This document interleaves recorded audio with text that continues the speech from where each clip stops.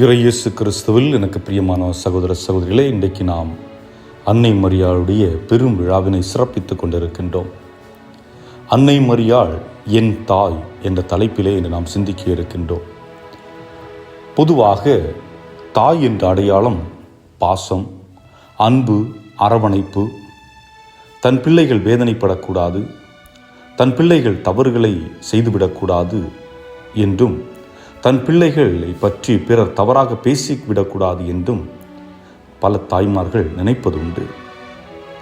தன் பிள்ளையை பார்த்து உன்னால் தான் என் வாழ்க்கை நரகமாகிவிட்டது என்று சொல்லும் தாய்மார்களும் உண்டு. தன் பிள்ளை தவறு செய்யும் போது தவறு என்று தெரிந்தும் உடனிருக்கும் தாய்மார்களும் உண்டு. தன் பிள்ளை தவறு செய்கின்ற பொழுது திருத்தாத தாய்மார்களும் இருக்கின்றார்கள். என் மகன் எது செய்தாலும் சரியாக தான் இருக்கும் என்று அவநம்பிக்கையிலே தன்னுடைய மகனுடைய வாழ்வை சீரழிக்கும் தாய்மார்களும் இருக்கத்தான் செய்கிறார்கள். ஏன் இன்னும் சொல்ல போனால், தன்னுடைய குழந்தையை தன் குழந்தை இல்லை என்று விட்டு செல்லுகின்ற தாய்மார்களும் இருக்கின்றார்கள். ஆனால் ஒரு குழந்தை இந்த உலகில் நன்கு வளர வேண்டுமென்றால் தாய் முக்கியமான பங்களிப்பை செய்தாக வேண்டும். தான் தன் பிள்ளைக்கு சொல்வதை செயலில் காட்ட வேண்டும். தன் குழந்தைக்கு கஷ்டம் என்றால் என்ன என்று புரிய வைக்க வேண்டும். நல்லதை செய்யும் போது தட்டி கொடுக்க வேண்டும். தவறுகள் செய்யும் போது தட்டி கேட்க வேண்டும். அதை போன்று கீழ்ப்படிதலையும் கற்றுக் கொடுக்க வேண்டும். தனக்காக வாழ்வதல்ல வாழ்க்கை, பிறருக்காக வாழ வேண்டும் என்று சொல்லிக் கொடுப்பது மட்டுமல்ல, அதை வாழ்ந்து காட்ட வேண்டும். அதைத்தான் நமது தாய் அன்னை மரியாள் செய்து காட்டினார். இயேசுவுக்கு சிறு வயதிலே எப்படி வாழ வேண்டும் என்று சொல்லிக் கொடுக்கின்றார். துன்பத்தை சிறு வயதிலே உணர்ந்து கொள்ளச் செய்கின்றார். இயேசு பிறர் பணி ஆற்ற சென்றபோது மரியா எங்கேயும் அவருக்கு தடையாக நிற்கவில்லை. அவருடைய பணியை திசை மாற்ற விரும்பவில்லை, திசை மாற்ற எண்ணவும் இல்லை. தன் சுமைகளை அவரிடம் கொண்டு இறக்கவும் இல்லை. தன்னுடைய வேதனைகளை மட்டுமே அவரிடத்திலே பகிர்ந்து கொள்ளவும் இல்லை.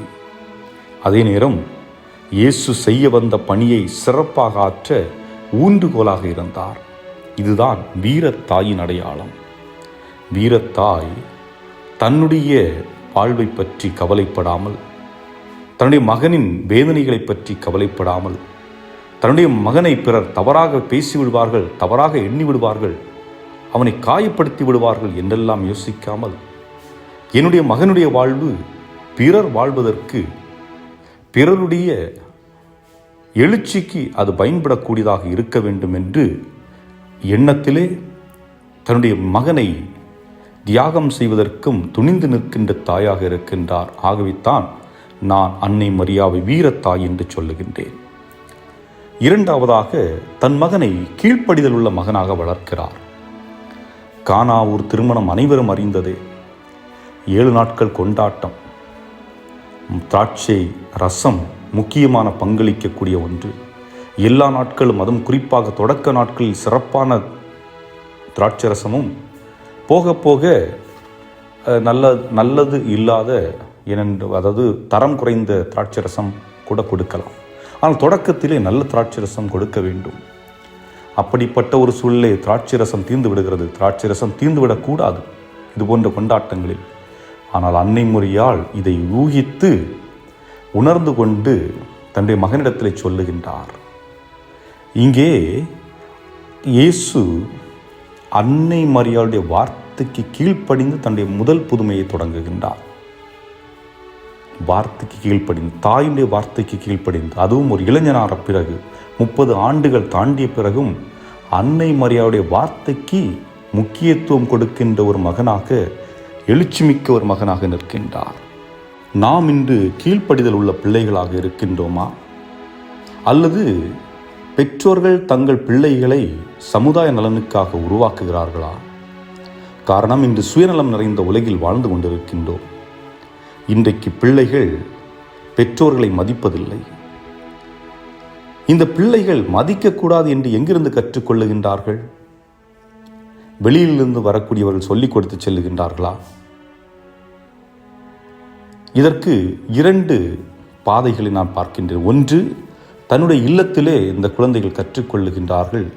2வது, நீங்கள் அந்த பிள்ளைகளின் கையில் கொடுக்கின்ற அலைபேசி அல்லது நீங்கள் அந்த குழந்தைகளை பார்க்க வைக்கின்ற சில தொடர்கள், நீங்கள் தொலைக்காட்சி பெட்டிக்கு முன்பு உட்கார்ந்து பார்க்கின்ற பொழுது அந்த குழந்தைகளும் சிறு வயதிலே அதை பார்க்க நேரிடுகிறது. அப்படி என்ன பார்க்கின்றார்கள் அல்லது அப்படி என்ன வீட்டில் நடக்கிறது? ஒருவேளை இப்படி சிந்தித்து பார்ப்போமே. ஒரு திருமணமான தம்பதியர் குழந்தைகள் முன்பாக தங்கள் மாமனார் மாமியாரை மதிக்கவில்லை, அல்லது தன்னுடைய சொந்த பெற்றோரை தாய் தந்தையரை மதிக்கவில்லை. அவர்களை எதிர்த்து பேசுகின்றார்கள். அவர்கள் சொல்வதை கேட்கவில்லை. அவர்களிடத்தில் சத்தம் போடுகின்றார்கள். இதை குழந்தைகள் கவனித்துக் கொண்டிருக்கின்றார்கள். அல்லது அதுபோன்ற நிகழ்வுகள் தொலைக்காட்சியில் நடைபெறும். அதை பார்த்து வீட்டில் உள்ளவர்கள் கைகொட்டி சிரித்து கொண்டிருப்பார்கள். இதை பார்க்கின்ற குழந்தைகளுக்கு என்ன தோன்றும்? நம்மளும் நம்ம அப்பா அம்மாவை மதிக்க வேண்டாம், அப்பா அம்மாவோட சண்டை போடலாம், அப்பா அம்மா சொல்கிறத கேட்க வேண்டாம். அது மட்டுமல்ல, நீங்கள் உங்கள் வீட்டில் உள்ள பெரியவர்களை ஒதுக்கி வைப்பதை பார்க்கின்ற குழந்தைகளுக்கு தோன்றும், நாம் வளர்கின்ற பொழுது நாமும் இது போன்று அவர்களை ஒதுக்கி வைக்கலாம். ஆக பெற்றோர்களாகிய நீங்கள்தான் உங்களுடைய குழந்தைகள் தவறான பாதைக்கு செல்வதற்கு காரணமாக அமைகின்றீர்கள். உங்களுடைய செயல்கள் உங்களுடைய சுயநலத்திற்காக நீங்கள் செய்யக்கூடிய செயல்கள் உங்களை மட்டும் பாதிப்பதில்லை, குடும்பத்தை மட்டும் பாதிப்பதில்லை, உங்களுடைய குழந்தைகளையும் சேர்த்தே பாதிக்கின்றது. ஆனால் தாய் மரியா அவ்வாறு செய்யவில்லை. தன்னை சூழ்ந்திருந்த அனைத்து மக்களுக்கும் ஓடோடி சென்று பணிபுரிந்து வருகின்றார். இன்றைக்கும் பணிபுரிந்து கொண்டிருக்கின்றார். நம்மை அவர் மகன் இயேசுவை நோக்கி அழைத்துச் செல்ல முற்படுகின்றார்.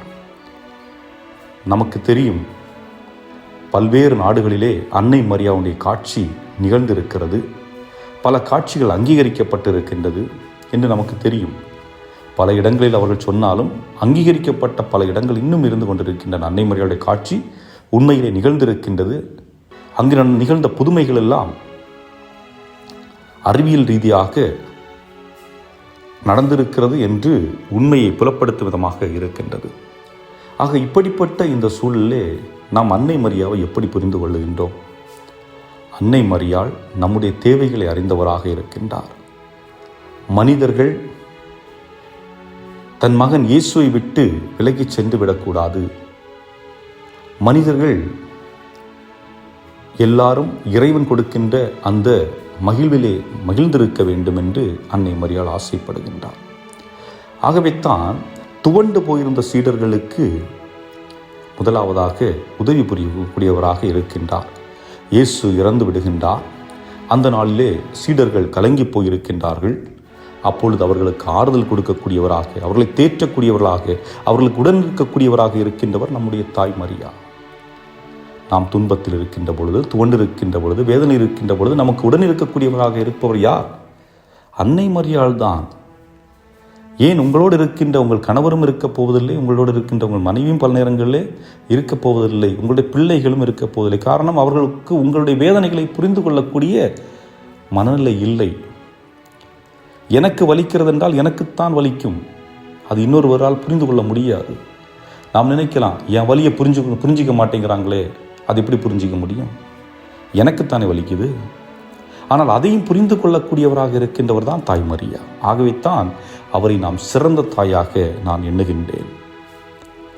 ஆக அன்புக்குரியவர்களே, இன்றைக்கு நமக்கு தெரியும், கோடிக்கணக்கான மக்கள் பல்வேறு நாடுகளில் அன்னையை நாடுகின்றார்கள். இந்த மக்கள் எல்லாம் யார்? கிறிஸ்தவர்களா? நிச்சயமாக இல்லை. அவர்கள் பல்வேறு மதங்களை சார்ந்தவர்களாக இருக்கலாம், அல்லது கடவுள் நம்பிக்கையற்றவர்களாக இருக்கலாம். ஆனால் அன்னையை நாடி செல்லுகின்றார்கள். காரணம், அந்த அன்னையினுடைய பாசத்தை அவர்கள் உணர்கிறார்கள். இந்த அன்னை நம்முடைய தேவைகளை அறிந்து செயல்படுகிறார் என்பது தெரிந்து கொள்ளுகின்றார்கள். அன்னையுடைய அரவணைப்பை உணர்ந்து கொள்ளுகின்றார்கள். பல நேரங்களிலே நாமும் அதை உணர்ந்திருப்போம். அன்னையுடைய ஆலயத்திற்குள் நாம் செல்லுகின்ற பொழுது ஏதோ நாம் பாதுகாக்கப்பட்ட ஒரு இடத்திலே, பரவசமான ஒரு இடத்திலே இருப்பதை போல் நாம் உணர்வோம். இந்த இடம் நல்லா இருக்கே, அருமையாக இருக்கே, மனதுக்கு அமைதியாக இருக்கிறது, மனதுக்கு இதமாக இருக்கிறது என்று நாம் எண்ணுவது. இது எல்லாம் எப்படி நிகழ்கிறது? அன்னையினுடைய அரவணைப்பு. ஆனால் அன்னையின் வழியாக செயல்படுவது யார்? நமது ஆண்டவர் இயேசு கிறிஸ்து. அதையும் நாம் மறந்துவிடக்கூடாது. நாம் செய்கின்ற ஒவ்வொரு செயலும் அன்னை மரியாள் வழியாக, அன்னை மரியாளோடு நாம் இணைந்து செய்கின்ற ஒவ்வொரு செயலும் ஆண்டவர் இயேசுவை மகிமைப்படுத்துவதற்காக மட்டுமே. ஆகவே அன்புக்குரியவர்களே, இந்த நாளிலே நம்முடைய வாழ்வையும் நம்முடைய குடும்பத்தில் உள்ள ஒவ்வொருவருடைய வாழ்வையும் அன்னை மரியாள் வழியாக ஆண்டவர் கரத்திலே ஒப்புக் கொடுப்போம். இதை நீங்கள் முழுமையாக கேட்டு முடித்த பின்பு உங்களுடைய குடும்பத்தை ஒப்புக் கொடுக்கும் விதமாக ஒரு அருள் நிறைந்த மரியை சொல்லி அன்னை வழியாக உங்களுடைய குடும்பத்தையும் நண்பர்களையும் உங்களுடைய குடும்ப கருத்துக்களையும் தேவைகளையும் நீங்கள் ஒப்புக்கொடுங்கள். நிச்சயமாக அன்னை உங்களுடைய கருத்துக்களை ஆண்டவர் முன்பாக பரிந்துரை செய்து உங்களுக்கு பெற்றுக் கொடுப்பார். இறைவன் உங்களை நிறைவாக ஆசீர்வதிப்பாராக. ஆமென்.